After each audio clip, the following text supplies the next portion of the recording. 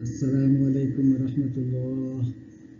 अल्लाह रब्बुल इज़्ज़त की ज़ात से मैं उम्मीद करता हूँ कि उसके ज़ात आली की रहमत के बाबत आप सेहतमंद होंगे, सही सलामत होंगे, खुशखुश होंगे और अपने सबक को मज़ीद जोश के साथ हासिल करने के लिए ज़हनी एतबार से तैयार होंगे। आज जिस मज़मून को ज़ेर गुफ्तगू हमने रखा है उसका नाम है chest fluid disorders, pleural effusion versus pericardial effusion.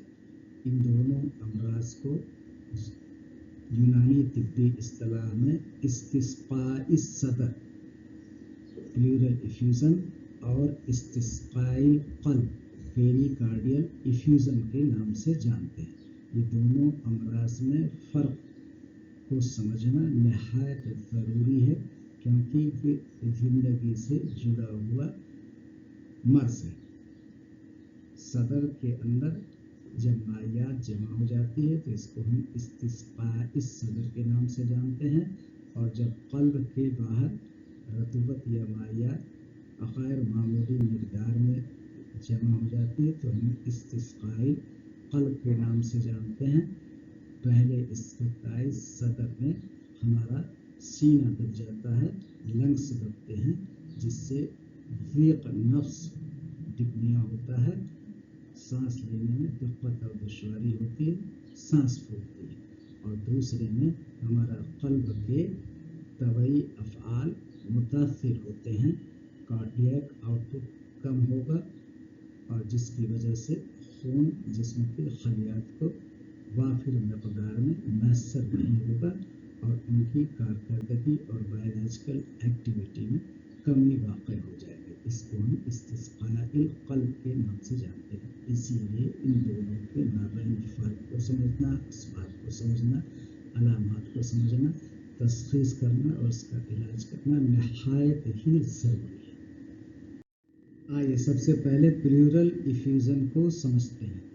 ये हमारा तनफ़ुस या फेफड़ा है, ये एक झिल्ली के अंदर पैक्ड होता है। जैसे हम सामान किसी पैकिंग के अंदर रखते हैं, उसी तरह से कुदरत ने इंसानी जिस्म के हर आज़ा को अलग अलग मेम्ब्रेन से इनक्लोज कर रखा है उसकी हिफाजत के लिए।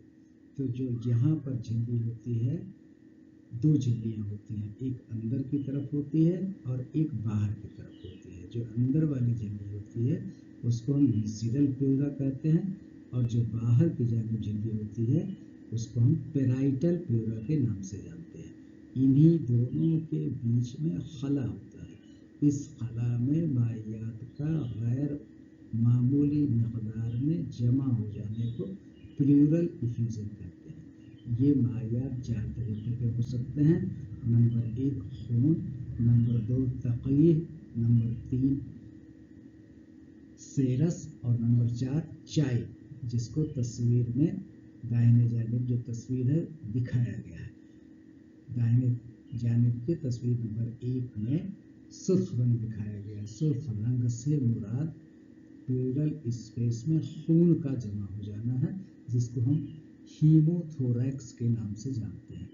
उसके मज़ीद दाहिने जानिब पीले रंग का रतूबत दिखाया गया है। पीले रंग के रतूबत से मुराद तक़ीह या पायस या पस है, इसको हम पायोथोरैक्स के नाम से जानते हैं। उसी तरीके से मज़ीद नीचे वाली जो लेफ्ट हैंड जानिब में तस्वीर है उसमें नीला कलर दिखाया गया है, ये सेरस फ्लूइड है, यानी दोनों झिल्लियों के माबैन सेरस फ्लूइड जमा हो जाता है। और नंबर जो 4 तस्वीर है उसको हम चाइलोथोरैक्स कहते हैं, क्योंकि इसमें चाइल्स जमा हो जाता है। इस तरीके से प्लूरल इफ्यूज़न में जो मायात जमा होते हैं वो 4 दर्जों में उनकी दर्जाबंदी की गई है। नंबर 1 हीमोथोरैक्स, यानी इसमें खून जमा हो जाता है। नंबर 2 पायोथोरैक्स, जिसमें पस या तक़ीह जमा हो जाती है। और नंबर 3 सेरस फ्लूइड, जिसमें सेरस फ्लूइड जमा हो जाता है। और नंबर 4 चाइलोथोरैक्स, जिसमें चाइल्स जमा हो जाते हैं। प्लूरल इफ्यूज़न के असबाब को हम समझते हैं। ज़ैल असबाब इसके हो सकते हैं। नंबर 1 दिल की कमज़ोरी जिसे हम हार्ट फेलियर के नाम से जानते हैं, इन्फेक्शन जैसे ट्यूबरकुलोसिस या निमोनिया, लंग कैंसर, जिगर या गुर्दा के अमराज या पल्मोनरी एम्बोलिज्म। आपने दो लफ्ज़ तिब्बे यूनानी में या जदीद साइंस में पढ़ा होगा, एक को थ्राम्बस कहते हैं, दूसरे को इम्बोलस कहते हैं। थ्राम्बस खून की क्लॉटिंग से जो बड़े क्लॉट बनते हैं उसको हम थ्राम्बस के नाम से जानते हैं। यही थ्राम्बस जब टूट करके दूसरे मकाम पर छोटे छोटे टुकड़ों में पहुंचता है और वहाँ के सुराख को तंग कर देता है, इसको हम इम्बोलस कहते हैं। ये फ्लोटिंग ब्लड क्लॉट्स हैं, बहुत ही छोटे शक्ल के जो है, ये थ्राम्बस से छोटे होते हैं। तो ये 4 वजह हो सकती हैं, दिल की कमजोरी हो सकता है, इन्फेक्शन हो सकता है, कैंसर हो सकता है या जिगर या गुर्दा के मुख्तलिफ अमराज हो सकते हैं। ये सभी सबब बनते हैं प्लेरल इफ्यूजन के। आगे अलामात को हम समझते हैं। सांस लेने में दुश्वारी पेश आती है जिसको डिस्पनिया के नाम से जानते हैं। ये डिस्पनिया या दीक़ नस तिब्बी इस्तिलाह में कहते हैं।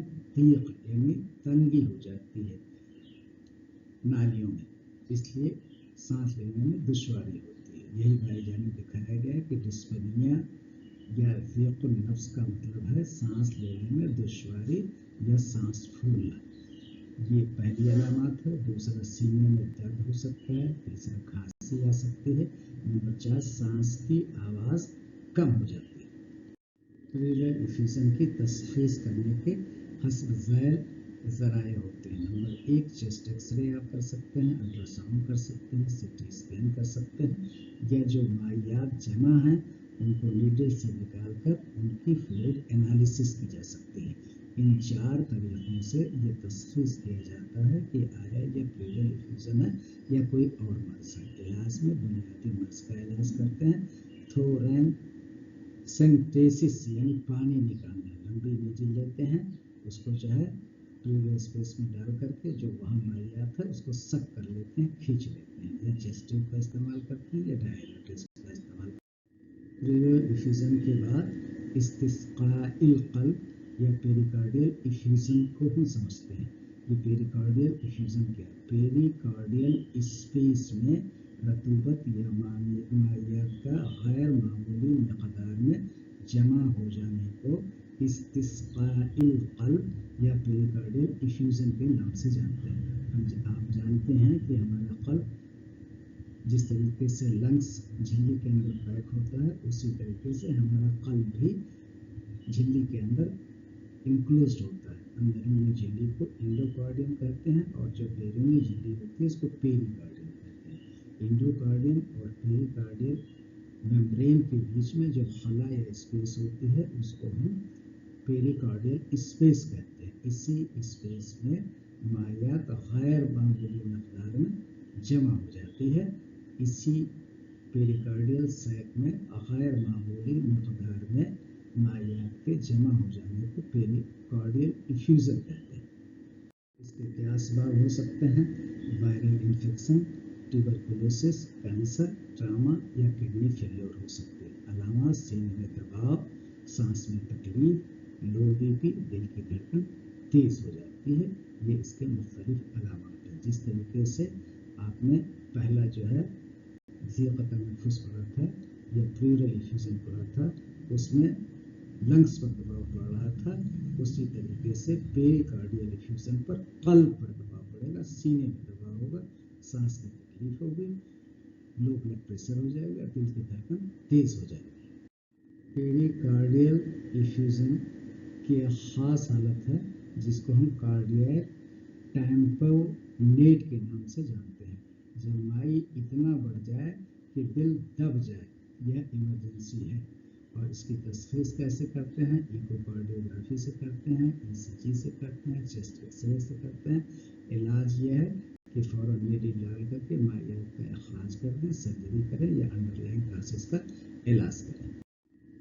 कार्डियक टेम्पोनेट को हम मज़ीद समझते हैं। इसकी तारीफ़ क्या है कि यह एक ख़तरनाक इमरजेंसी हालत है जिसमें दिल के गिर्द पेरिकार्डियल सैक में इतना ज़्यादा मायात जमा हो जाता है कि दिल दब जाता है और सही तरह خون پمپ نہیں کر پاتا ہے قلب. اب اس سے کیا ہوتا ہے کہ پیریکارڈیل فلوئڈ کی مقدار بڑھ جاتی ہے. اب ایرو بتا رہا ہے کہ پیریکارڈیل سائٹ میں پیریکارڈیل فلوئڈ کی مقدار ضرورت سے زیادہ ہے, طبعی انداز سے غیر طبعی انداز میں پہنچ چکا ہے. اور اس کی وجہ کیا؟ Heart compressed. جب فلوئڈ زیادہ ہو جاتا ہے تو چیسٹ دب جاتا ہے, ہارٹ کمپریسڈ ہو جاتا ہے, جس کو جو ڈاؤن ایرو سے دکھایا گیا ہے. اس کے بعد کارڈیاک آؤٹ پٹ, جو آپ کو کارڈیاک آؤٹ پٹ ہے, آپ جانتے ہیں کہ لیفٹ آرٹیکل ہوتا ہے, لیفٹ آرٹیکل سے لیفٹ وینٹریکل اور لیفٹ وینٹریکل سے ایورٹا کے ذریعے جو خون نکلتا ہے اس کو ہم کارڈیاک آؤٹ پٹ کہتے ہیں. وینٹریکل میں, لیفٹ وینٹریکل میں کتنی مقدار میں خون جمع ہے اور اس جمع خون سے کتنا خون باہر نکل رہا ہے, ان دونوں کے نسبت یا ratio output flow upon total volume of the blood inside the left ventricle, ان دونوں کے ریشیو کو ہم کارڈیاک آؤٹ پٹ کہتے ہیں. تو کارڈیاک آؤٹ پٹ کم ہو جاتا ہے کیونکہ جتنا مقدار میں خون جمع ہے لیفٹ وینٹریکل میں اتنے ریشیو میں آؤٹ پٹ باہر نہیں نکل رہا ہے ایورٹا کے ذریعے. اور اس کا نیٹ رزلٹ کیا ہوگا کہ جسم کے مختلف عضو کی خلیات کو ضرورت کے مطابق خون فراہم نہیں ہو پائے گا. اس لیے بلڈ پریشر بھی کم ہو جاتا ہے, کیونکہ جب خون کم ہو جائے گا تو بلڈ پریشر کم ہوگا. جس طریقے سے پائپ کے اندر پانی چلتا ہے اور اس کا ایک ہائڈروسٹیٹک پریشر ہوتا ہے, جتنے زیادہ پانی ہوگا ہائڈروسٹیٹک پریشر اتنا ہی زیادہ ہوگا. اسی طرح سے جب بلڈ زیادہ مقدار میں شرائن اور وینس میں چلتا ہے تو اس کا بلڈ پریشر زیادہ ہوتا ہے, اور جب کم خون چلتا ہے تو اس کا دباؤ کم ہوتا ہے, جس کو ہم لو بلڈ پریشر کے نام سے جانتے ہیں. یعنی کل 4 فیکٹر کا اس کا نتیجہ ہوگا. نمبر 1, پیریکارڈیل فلوئڈ بہت زیادہ مقدار میں جمع ہو جائے گا, اس کی وجہ سے قلب اندر کو دبنے لگے گا, کارڈیاک آؤٹ پٹ لو ہو جائے گا, بلڈ پریشر بھی کم ہو جائے گا. فی امان اللہ. آپ لائک کریں, شیئر کریں, سبسکرائب کریں. یہ دونوں کے جانب فرق کو دکھایا گیا ہے. پلیورل ایفیزن کا مقام کیا؟ پھیپھڑوں کے باہر ہے. پیریکارڈیل دل کے گرد ہے. بنیادی اثر کیا ہے؟ سانس متاثر ہوتی ہے, سانس پھولتی ہے, اور پیریکارڈیل ایفیوژن میں دل کی پمپنگ متاثر ہوتی ہے, کارڈیاک آؤٹ پٹ کم ہوتا ہے. اس کو ہم اہم علامات جو سانس کی تنگی ہوتی ہے اس کو ٹکنیا کہتے ہیں, اس کو hypertension low blood pressure کہتے ہیں. یہ خطرہ ماڈریٹ ہے, یہ خطرہ ہائی ہے. یہاں ایکس رے اور ایکو سے جو ہے دونوں کا فرق کیا جا سکتا ہے, اور دونوں کا علاج یہی ہے کہ نیڈل کے ذریعے غیر ضروری مقدار میں جمع رطوبت یا مائعات کا اخراج کرنا.